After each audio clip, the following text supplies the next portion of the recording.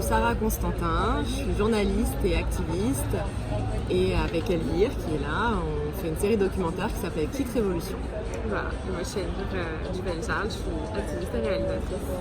Et avec Sarah Constantin qui est là, on fait une série documentaire qui s'appelle Kit Révolution. Que tu peux deviner qu'est-ce que ça représente? これは何なのかわかります？ I don't know. My vagina is tough and dangerous, 'cause vagina got a lot to say.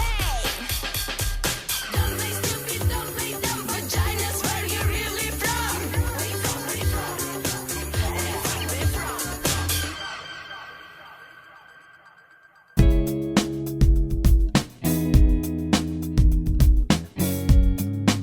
On s'est rencontrés toutes les deux chez Femelle. Qui est un mouvement d'activistes féministes topless où on fait des actions politiques dans la rue avec des slogans écrits sur notre torse. On s'est rencontrés là. Moi j'ai une formation de journaliste. Moi j'ai une formation de réalisatrice. En plus de se rencontrer et de faire des actions ensemble, on est aussi devenus amis.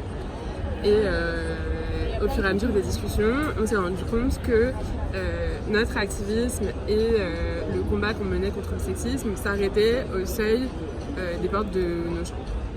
Et c'est-à-dire qu'en fait, on n'avait jamais remis en question tout un tas d'injonctions assez sexistes sur la sexualité, par exemple, le sexe pendant les règles c'est sale, ou le but ultime en vrai c'est de faire genre le mec, mais si moi je jouis pas c'est pas grave.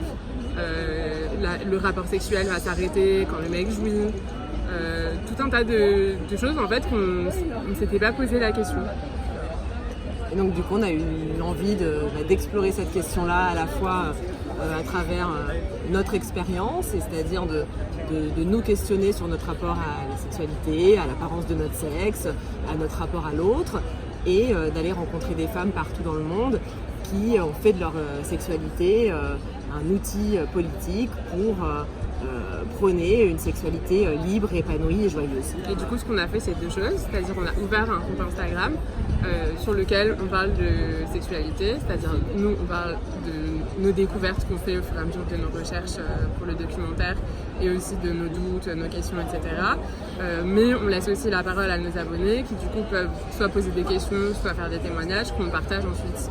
Donc l'idée, c'est un peu d'avoir un cercle vertueux où on apporte des informations à nos abonnés nous apportent des informations et on monte ensemble ce qu'on appelle la Kit Révolution, c'est-à-dire un mouvement de femmes et aussi de quelques hommes alliés qui tend à libérer les sexualités et la parole autour de la sexualité joyeuse.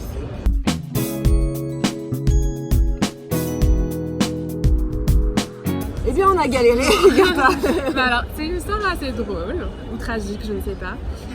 Parce que Kit Révolution, ça fait quand même 3 ans qu'on travaille dessus. On a tourné le pilote il y a maintenant 1 an et demi, voire 2 ans. Et on a eu toutes les peines du monde en fait à avoir des rendez-vous avec les chaînes. Le pilote c'est celui tel qu'il existe aujourd'hui, hein, c'est que c'était pas un problème qualitatif. On nous a dit que c'était trop pointu, on nous a dit que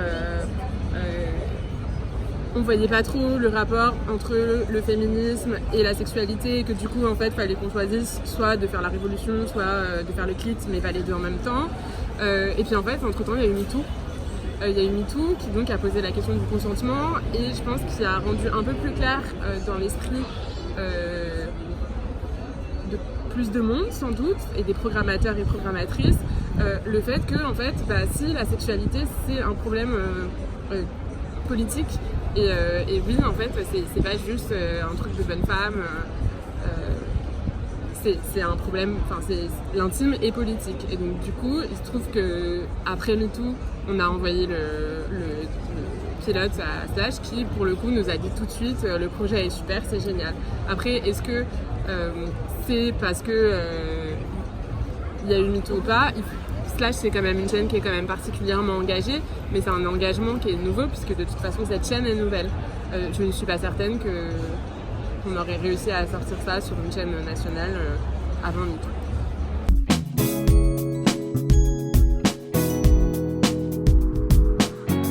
On a eu un gros problème, on n'est pas les seuls, hein. Tous les comptes qui parlent de sexualité féminine, hein, toujours, ont eu ce problème-là. Il y a un gros problème de censure qui, depuis quelques mois, s'est un peu calmé. Mais où on a eu des semaines entières où on ne pouvait pas poster et on n'avait pas de post en particulier qui posait un problème. Enfin, on n'avait rien qui avait été retiré, mais d'un coup, on ne pouvait plus poster. Une des théories, c'est que c'est possiblement des attaques de masculinistes qui en fait signalent tous en même temps un compte et qui s'amusent comme ça à faire fermer les comptes. Et donc, ce qui pourrait expliquer le fait que ça n'arrive plus en ce moment, c'est qu'Instagram a renforcé un peu leur sécurité et leurs algorithmes. Mais bien sûr que c'est problématique. Après, ça reste quand même un lieu privilégié d'expression, dans le sens où le format des stories te permet de dire à peu près tout et n'importe quoi, donc tout ce que tu veux, et c'est accessible à tout le monde de manière gratuite, de manière ultra simple, de manière très intuitive. Et ça permet, par exemple, de toucher une audience beaucoup plus grande que la série, qui est déjà sur une plateforme, qui est Slash, il faut la trouver, etc. Là, il y a un vrai réseau qui se fait avec des comptes comme Je m'appelle Plutôt, dans Plutôt, T'as joui. Où du coup, il y a un réseau de femmes comme ça qui s'emparent de cet outil-là et qui on se partage les unes les autres, ce qui fait que ça fait grandir toutes les communautés en même temps.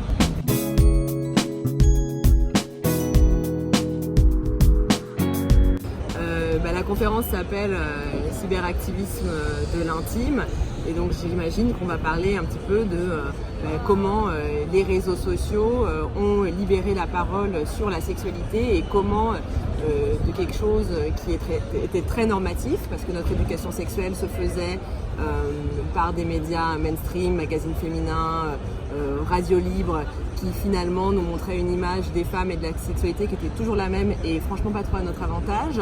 Comment Instagram et les réseaux sociaux ont réussi à offrir une parole plurielle, diverse, autour de la sexualité et autour du corps féminin.